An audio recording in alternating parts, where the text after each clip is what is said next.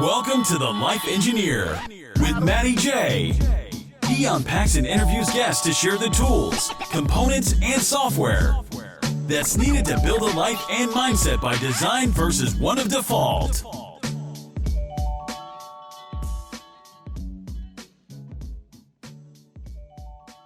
So Bosch, welcome to the podcast, Beth. Thank you. I'm going to let you introduce yourself. I haven't done a podcast for a while, so I feel a little bit like it's not normal. Don't know why. It's not normal? Yeah, I've not done a podcast for a while, so I'm coming on Oh yeah. the podcast, and it's a bit like where the hell is my bacon and cafe grit are two things I've got written down. I'll let you explain and introduce them a little bit more. So do you want to just introduce yourself? And Yeah, absolutely. Thanks for having me on, Matt. And if you've been away for a while, that means that you're kind of a podcast virgin. So that's good. You're losing your podcast virginity. Yeah. So my name's Beth Campbell. I go by Beth Anne online, and also that's my author name because it sounds a little bit more Southern. I'm living in the South in the U.S. right now, but yeah, I'm an author. I'm actually by day I'm a project manager and a people manager, and by night, off hours, I write and podcast. So I have a book called "Where the Hell Is My Bacon." It's a great tale of a triumph in the corporate world, and I do a podcast. It's called Cafe Grit, and it is about kind of calling out corporate BS and but also finding fulfillment and kind of pursuing our dream career. So that's me. so when I start looking at this, it's called life engineering, and it's trying to find the components, the tools, the systems, and the software to engineer a life by design. And it interests me in digging deeper into stuff because on the surface, it's where's my bacon. So this one conversation about bacon that kicked off a whole load of shit. It's like if clients say, "Oh yeah, we separated because she said I didn't put the tooth lid on the toothpaste." Like it's on the surface when I work and talk about gardening on the surface, that's just something that's happened, but beneath it, there's other stuff going on, and it's Exactly. It's interesting with this. Where's the bacon? It's like that sounds like it's about bacon. Well, and it is because really, Matt, shouldn't everything be about bacon? I mean, Yeah, let's be another truthful. conversation. Right, but bacon. right. I know I have a whole pound in my refrigerator waiting for me this afternoon. So I'll give you my favorite Szechuan bacon recipe. But yeah, so it's on the surface, it's called Where the Hell's My Bacon? Of course, bacon plays a part of this, but it's really about a corporate team that was going through some really stressful, really horrible times, low morale. They were being outsourced. Organization that didn't. A lot of people in the corporate world this will resonate. That the organizations that don't make any sense. And in all of this turmoil, that the bacon comes into play. The bacon gets removed from the cafeteria for a health mandate. And even though it's kind of about bacon and there's a lot of bacon humor, the truth is it's really a microcosm of what they were dealing with at the time in the corporate world, which was just this, shitty executive management and lack of trust and lack of communication. And they didn't really know how to speak out about that, or they were afraid to do that. They were afraid of losing their jobs. They were afraid of, getting in trouble, or that they weren't on board with the directive. So they used bacon. It was just a very serendipitous, timely thing that happened, and they it kind of exploded because they felt like that's what they could use their voice for. It was okay. It was safe, right? Who's going to say anything? It's bacon. I'm just making fun of bacon. I'm just complaining about bacon. Who's gonna, no one's gonna fire me for that. Yeah, it's funny, and this is where I'm not a great podcaster. I try and get better, but this flows nicely into my first statement that we was going to talk about, which was speaking out. Right. And the power in that. So you naturally have got to a stage, and I always say with coaching, I can't give anything I haven't earned. So you can sit and talk to me about speaking out because you've gone through and you've got skin and depth in the pain in being able to do it. So you can tell people what, and you've seen the benefits in it. So you've done the pain in it. It's a bit like me having built a brick wall and understand how to build a brick wall. I can then teach it, but you can't do it unless you own it. And that's speaking out something that you've got and that you've done. Yeah, it is. It's kind of it's really just an inherent part of me. It's kind of a core quality that I've always been.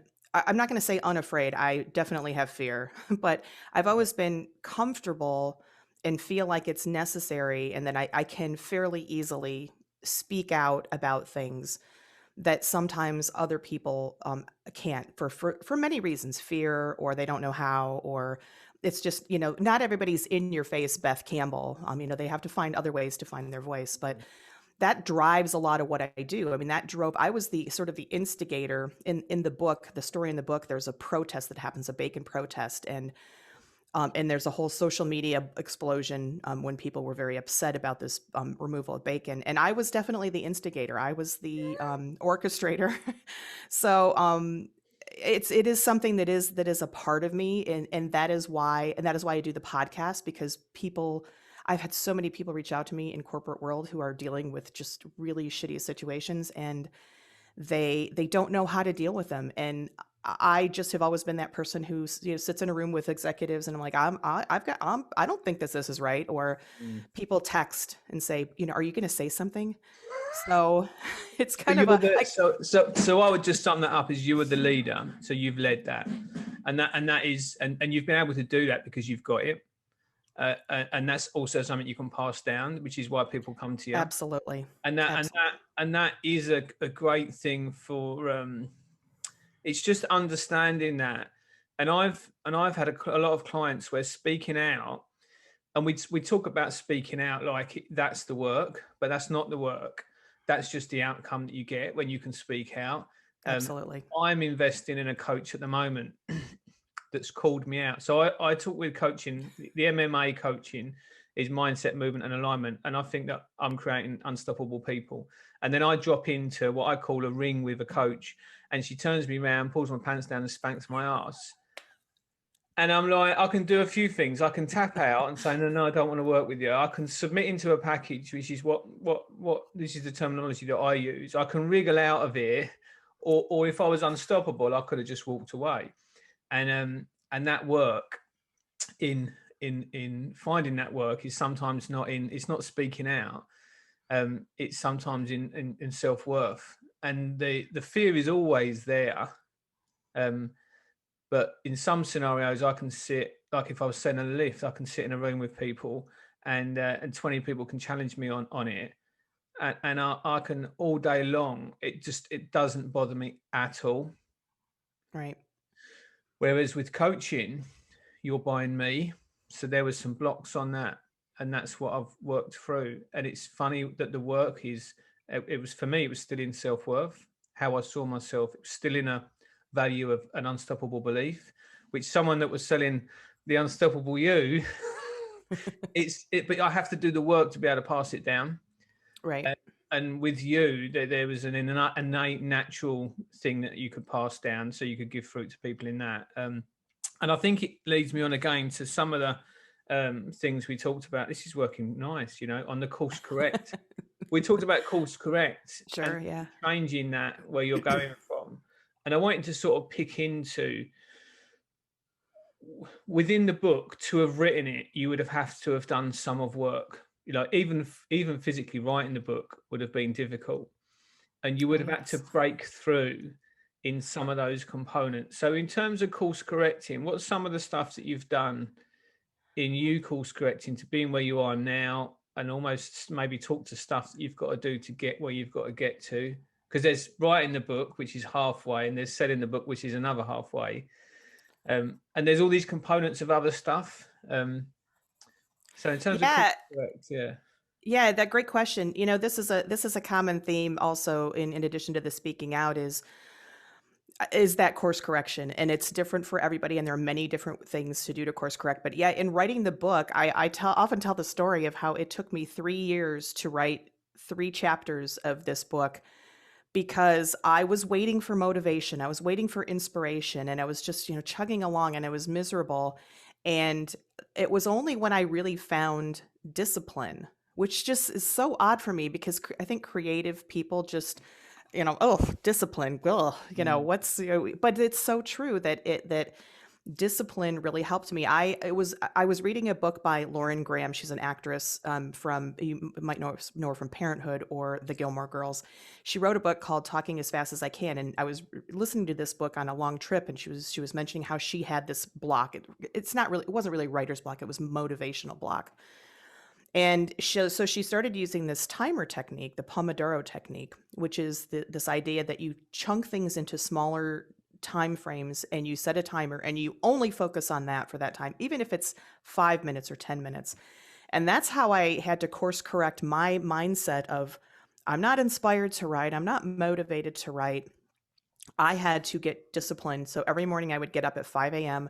I would set my timer for half an hour and I would just write. And even if I didn't write in my book, I might write journal. I might, do social media articles, but I had to write every day for that period of time. And eventually it only took a few more months and I finished the book, and about 6 months in, I was in publishing. So that is taking action is such an important thing, because we get caught up in our mindset, our excuses, our procrastination, our fear, whatever it is. Our voices in our head start making up excuses or reasons why we don't do things. We overplan. I'm a horrible overplanner. And it's, as soon as we start to take physical action and get into that discipline, the brain changes much faster than if we just start, continue to dwell on things and while I'm waiting for motivation. So that has been a big part of me getting to where I am, but it's also a part of where I want to be. You asked about where I want to go. My goal this year, my top 100% goal this year is my self-care, my health, because last year was kind of a shit show, and for everybody, right? I mean, it was up and down. I had some good moments, but it was tough. I moved a whole house. So that was on top of everything else. I was packing and the stress was so high, and I didn't take care of myself. I gained weight, and I don't have weight to gain. So it's health this year. And it's a hard thing, because every morning I get up and the voices, they start, it's cold out. You're tired. You're behind on stuff. And I have to literally just stand up and physically move and just walk to where my shoes are, put my walking shoes on, and go out the door and stop the thinking, because the thinking will prevent me almost every time. So that is my course correction this year. This is massive stuff. And this is gorgeous, because it moved on. My next thing was about getting shit done and grit. And this, for me, like the habits on gardening. So where I see this MMA, this mindset, movement, alignment, it's a certain truth. And I'm looking into this. I'm going to mess it up now. My wife will go mad. Scatini, the maths formula. There's a style of maths, and it's got this shape. And there's principles in this maths that's in everything in life. And these formulas, so this MMA for me, whether I'm talking about boxing, engineering or gardening, that you've got to have habits. Like, how many punches did Mike Tyson make to get to Mike Tyson? And they think it's a few at the end, but it's got nothing to do with that. It's that repetition of the stuff. And I use, like, we joke about virginity, like people, when they say you pop your cherry and you say you make a breakthrough, it's this point of pop that in movement, that you get up in the morning and you've got all of this resistance to going for a run or going for a walk or getting your shoes ready and packing your stuff for the next day. And the work is in stepping into that work, and there's no shortcutting around it. And it's funny, my wife was on a call with my sister. She does accountability coaching for my sister. And she was doing it for me, but we've come away from it. And I remember afterwards, I pulled her to one side and said, can we hook that back up again?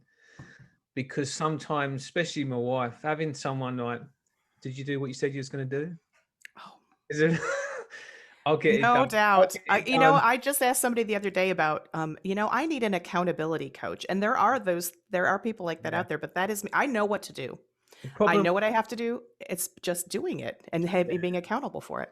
The problem with it is I try and separate that with people. When I talk about coming into a session, I bring them to the mat, which is my MMA thing. And in it, I get to a position where they've either got to tap out and say, I don't want to go there. they've got to wriggle out, which means I'm not a good enough coach, or they've got to run, or they submit into the work. And it's the same. I have the same at the start of every conversation about coming into coaching. No one wants to pay for coaching because they see it as the coaching until they see what the work is. So if someone could have said to you when you was younger, and I had this with a client that went back, speaking out was an issue from something that happened through teenage years. And from a point of, let's say 14, he no longer spoke out effectively, and then took that into his career. So one of the reasons he was in there was because of issues with the career. And actually, when you work it down, it's got nothing to do with that. It's got nothing to do with that. He didn't say that at the time, and he carried on struggling. He didn't say that at the time. And then you find the work in the work isn't actually speaking out. It's why he didn't say what he said and got into a situation. And if you could speak on that, what it's giving you to be able to speak out and then sell that to someone else, there's more power in that. Well, it is, and it's powerful because I feel like I'm helping people, because I understand there's so many people that can't speak out, and it is a lot. I mean, I say that I'm not, that I do have fear, but that's what courage is. Courage is moving through the fear, Yes. and it is getting people to a point where they can do that. Whatever speaking out is, not everybody speaks out in a way that I speak out, but sometimes it's just communicating with your partner, or asking for a raise. People, it's a very common thing that people just, I don't want to, make trouble, or so maybe they'll say no, but yeah, there's definitely a lot of work that has to be done about that, and the getting shit done is really, it's almost the same thing as the action, the course correcting. It really is, because that is what you need to do. You need to form those habits, and you need to have that discipline. Mm. But yeah, I mean, it is just, it's such a journey to get to that point. Now I will say too, talking about the getting shit done part, because I do joke about that I'm the what I think I call myself, the chief executive of getting shit done. But there's a downside to that too, and it kind of plays into finding your voice, right? The downside is that when you're that person who gets shit done, sometimes people take advantage of that, right? They expect it, and then you can get overwhelmed, and then you get more. And it's not even an egregious thing that people do. They just give you more things because, oh, you're the getter of shit done, and then you get more roles at your job, or you take on more roles at home. And then you become overwhelmed, and then sometimes that pushes us back to where we don't speak out, because we want to be that person. We want to be the person that you rely on, and that I am the getter of shit done. But yet I have to, I feel guilty when I say no to people. Yeah. And I'm not one of those nurtury, like, I never say no people. I say no a lot, but I like being the person that people think, oh, let me go to Beth. She's the one. She'll figure this out. She'll get it done. But then when that happens a lot, and you get more and more roles, it becomes difficult. And then the guilt sets in, and then the stress. And then it's just this whole vicious circle of, I think being able to stand up for yourself, even, when you are the person that speaks up to say, hey, no. Yeah, and that's what I was going to. There's like a cousin link between the power in stepping up and into something, and there's also the power in stepping up. So in mindset, boundaries is a big part of what I Yeah. do. And it's almost the same thing that's built on self-worth, that you'll step in and do something and say something and get something done because you value yourself, and you'll step up and you'll say no because you value yourself. And I link both of them with alignment, that if you stood up and said no because it would allow you more time to help other people better, then you're standing up for the right reason. And if you step into getting fit, I mean, I for a while struggled, and now I'm getting movement on dropping weight and getting fit, because to me it wasn't about, I did a white collar boxing event, and it was funny, it had nothing to do with doing the white collar boxing event. It was about me being and stepping into those fears, like with Right. clients that said, and I remember someone saying that when you want to do the white collar, I used to say to clients, pick a dream that makes you want to scream mummy. Like, it's so scary. And I remember saying, like, do you do white collar? I remember thinking, like, mummy. and thinking, well, I'm here now. This is it. Would I like to do it? And I've boxed on and off training wise for years. Would I like to do it? Yeah. So it's something I would like to do. It's available. Am I going to do it? And it's exactly the same conversation I had when I employed this coach was, well, are you going to do it? And this is where we surrender into the work. So I invested in the coach. I said yes to the white collar. And was it difficult? Did I want to scream mummy? And I came second. I got my thing here. I came second in the boxing. I didn't get knocked out, but I lost on points. But it was that alignment to it almost had nothing to do with the fight and winning or Oh, losing. yeah. Well, Do you that's what a good understand? coach does, and I'm sure that's what you do too, right? Don't you find that it's not really about, I think people have this is why I think people, you mentioned how people don't want to invest in coaching, and I was one of those people a year ago. I thought, I don't, what do I need a coach for? I got my shit together. And then I did, and I was like, holy heck, whoa. And because I thought I had this misconception that coaching was just about, somebody who's good, like a therapist, like, hey, and so that is part of it, but it was more what I had, one of my coaches, her name is Heidi Medina, and she would just challenge me on things. I'm to the point of like, I'm like, what do you Yeah. stop? But I needed that so much. And Yeah. afterwards I was like, I felt free. I felt, oh, wow. I needed somebody to get in my face and say, no, no, no, let's, I'm going to challenge you on that. I want you to think about that further. Yeah. No, that's not really what's going on. Let's get to what's really going on. And, so It's yeah. And energy and emotion.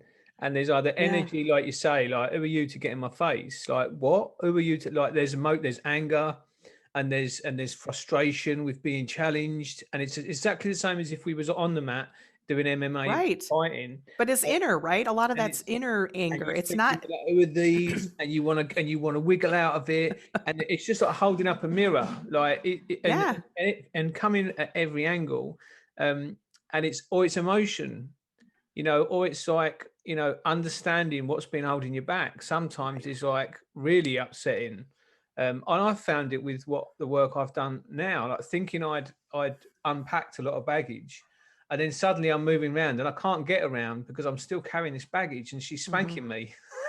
Literally, I'm like, I'm saying, all right, I'll submit into offloading and doing this sort of stuff, and it's just it's interesting. And I think the other thing that we said we would move into, and the visualization and manifestation, is you've got to have that insight of where you want to go and align to it, because the book, if you looked at the work in writing those paragraphs and writing those things and didn't align to becoming the woman that writes the book, you would have stopped. 100%.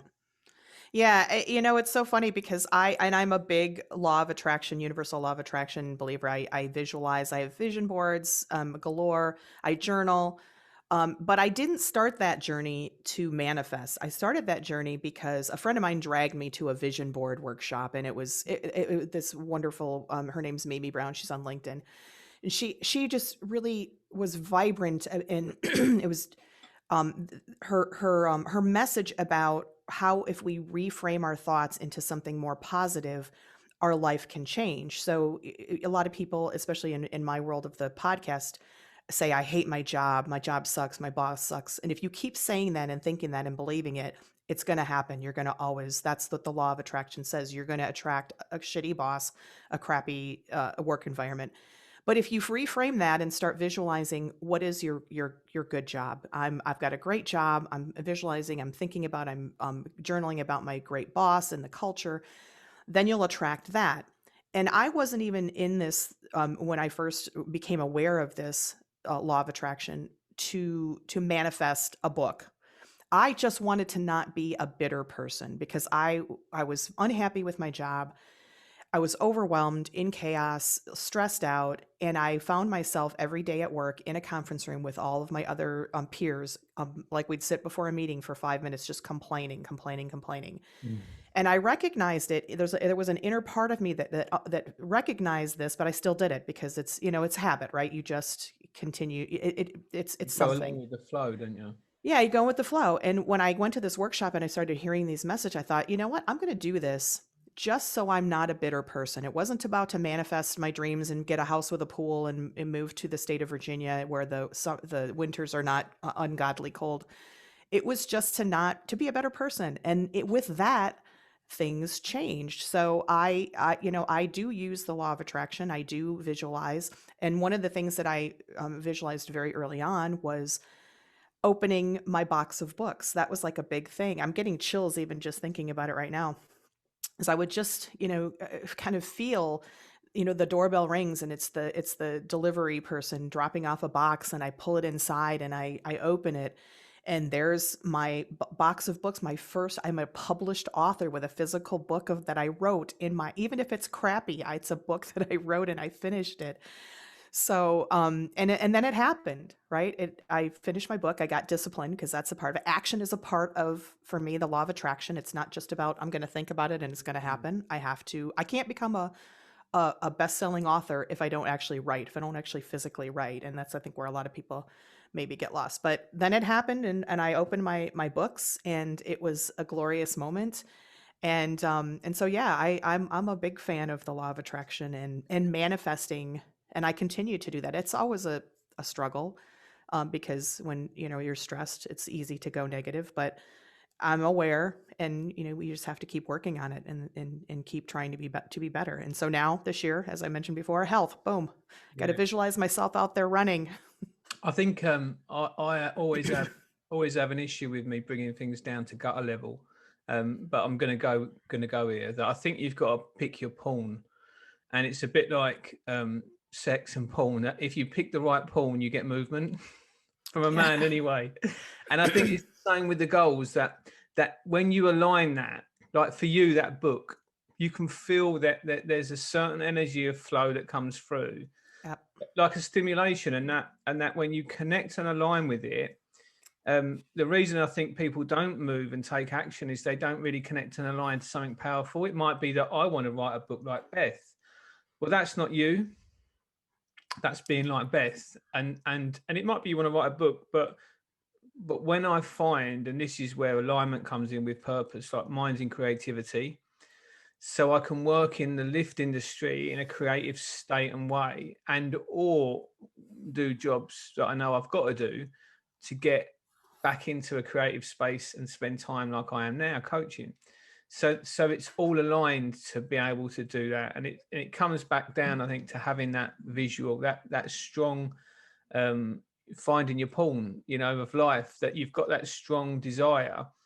And if you connect back to it every time, that's where you find the movement again. So I do the same with working out.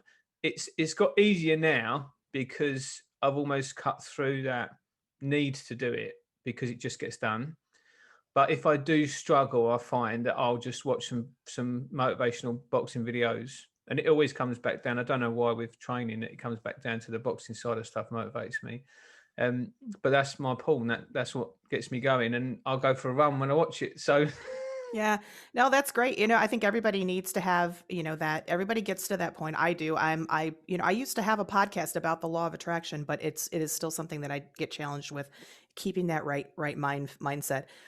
So I have a list of things that I go to if I'm starting to feel, like I've lost it. But to your point, I totally agree. I mean, if you feel like you're constantly going against the flow, you're swimming upstream, then I challenge everybody, encourage everybody to evaluate, what it is that you're pursuing. Are you pursuing it in the right way, or is it even, something that, is your passion? Because when you are aligned with your passion, it's effortless.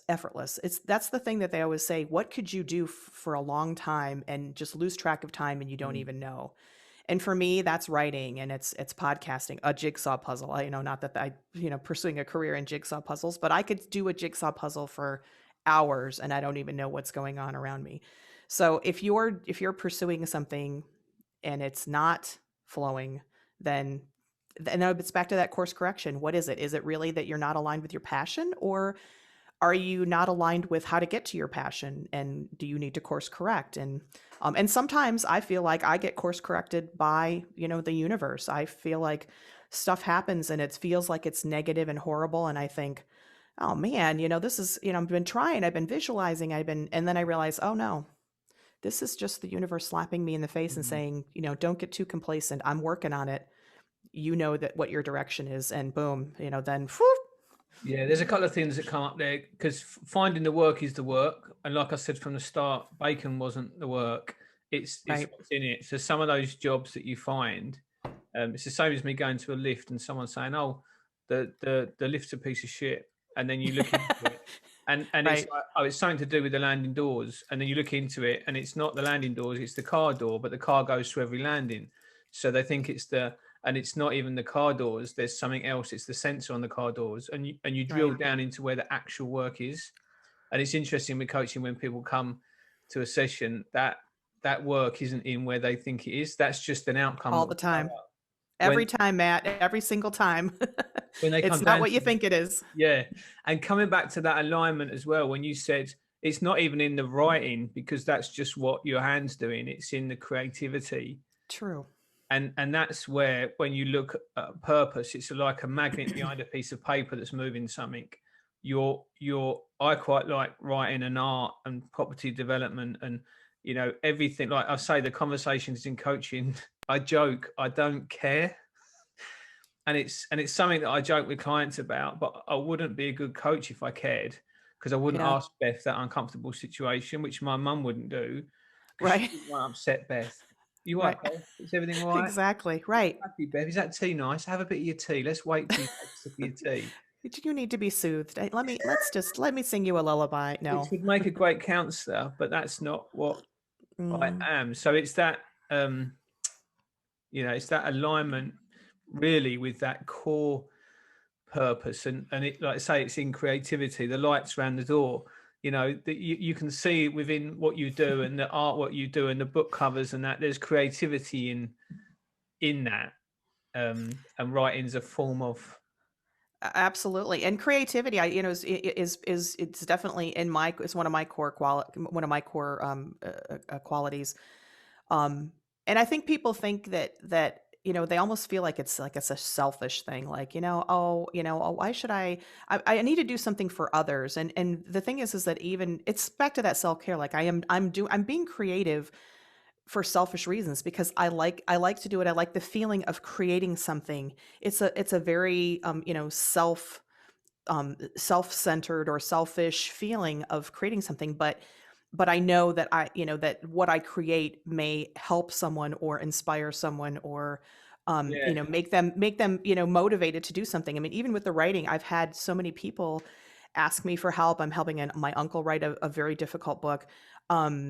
People have said I've inspired them to write just because I went through the process, and I wasn't even doing it because I want to inspire people to write. I just wanted to create this thing that I thought needed to be created, and it's just the ancillary effects of the creativity that are and I'm not saying that I don't have altruistic motives, but a lot of them are selfish that I just like. Yeah, I mean, some people again, I would sort of be sniffing around that help because it seems like that. Even the concept of the book is you helping others because you're passing down and you're leading, and it was more powerful because you were standing up for others.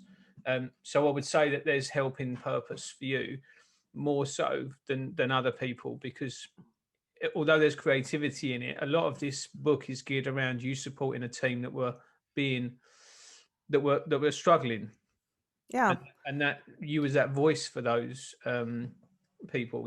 Yeah, absolutely. And but even that in itself, it is a selfish thing because it did make me feel good, but we shouldn't be ashamed to feel good about what we do, that it makes us feel good. We shouldn't feel like that's a bad thing. If it's serving a greater purpose as well. But yeah, it was a good feeling. It was I felt like this book was a voice in itself, a voice of the people bringing their story out of, because there's a lot of self-help books out there and they're great. I love them. Who Moved My Cheese. They're the great books, but they're all about how you, the person, deal with this horrible situation.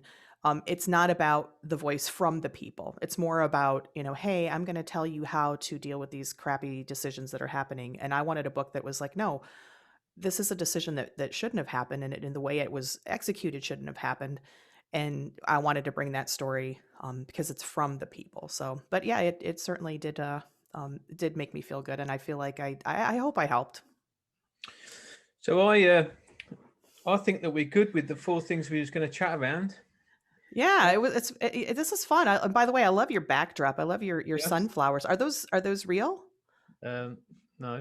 No, I still have to get my bacon backdrop, Matt. I know you mentioned that last I time, can but I can I can get creative and do some sketches for you if you want. Pinterest. We'll have to get a Pinterest board going and oh, get there some. you go. Sure, yeah, yeah. That does look like a Pinterest board. It actually, I'm having a bookshelf built in my own house. I have a dream of a wall of books like my parents had, and so I'm Right. getting that done. So you're inspiring me here with your decor. So what would you say if we had to just pick up? And I know speaking out is a component, but just to summarise, in some of the components, softwares, and systems that you can bring to the table that people can maybe sort of think and visualize into how they can then move on to what they want to do and incorporate them to get where they want to get to. If that makes sense. Sure. Well, I mean, I think so. Right now, I'm really focused on the action part of it. So I think that's a great message for people to start off this new year. Is 2021, wherever we are in 2021 right now, is to really just stop overthinking and stop beating yourself up and just start taking action, because I really do believe that if when we physically take action, and it, whether that's taking a walk or doing a spreadsheet or building a bookshelf or whatever it is that you have been putting off, that is going to make you feel better, do it. Just stand up and do it. And if that involves physical activity, then absolutely. But just keep working on it, whatever it is. There's so many things that people are struggling with and challenged with, and as a coach, there are many different. There, and it's a whole dynamic, multifaceted dynamic of what's going on. So, action inspires change, and that's my mantra for the year. So I think that would be my message: is just I hate to quote Nike, but just do it. Just get out there and do it, and your mental state and your spiritual state will feel so much better for that. Yeah, and I think coming back to what you said, and again, find your porn is opening the books. It's not about the task. I remember someone talking about seeing the donut you're eating, and that long term effect of another stone on you, and Yeah. and seeing that the action now, not eating the donut is a stone less, and aligning that those paragraphs aligned to opening a box of books. Well, And right. And it's also stopping that thought process. And I did this just the other day, Matt. I was in the grocery store and my husband got some ice cream, and it was late at night, and I wasn't really hungry, but I got some ice cream anyway. And I was literally almost to the checkout, and I said no. And I just stopped my thinking, because my thinking was, oh, it'll taste good and it'll feel good. And I'm kind of stressed out right now. And I wheeled my cart. I think my husband thought I was crazy. I wheeled my cart. I just actioned it. I shut the thinking off, because sometimes we have to do that. And I put the thing back in the refrigerator. So that's, to your donut, it's thinking about what are the repercussions, and then it's also physically just stop the thinking and just put it down, yeah, I did which exactly is the same. hard, but So we've got in a habit at the moment with Ellie, when she finishes school, we generally will go and get a coffee, and we usually link it with getting whatever we need to shop to get dinner and come back. But we go and take a coffee and sit at the beach, and it's a nice thing that we've been doing. nice. Yeah. So we go through Starbucks, and there's a guy there that I think he must know my voice because I use it so much. And so we order our drinks, and then he says, "Are we going to give you half price cakes? If you want half price cakes?" And I was doing this stuff with me, and I was like, "No, I'm all right." And Ellie said, "I'll have a lemon something." And he says, "Are you sure, Matt?" And as I moved off, I could feel myself going, "And I'll have a caramel shortbread." And I drove off, and I turned around to Ellie, and I looked at her as if, because she's meant to be my accountability coach, and she was like, "What?" And I was like, and I remember going around there, and we went and we had it. And then the next day, I think we went round and he done the same thing, and I told him off, and she got one and I didn't. But it was that catching yourself, and this is this Yeah. consciousness. Yeah. Oh, yeah. Most of the time, the ice cream just goes in, and Yeah. it just orders, and someone's just got to put the ice cream in.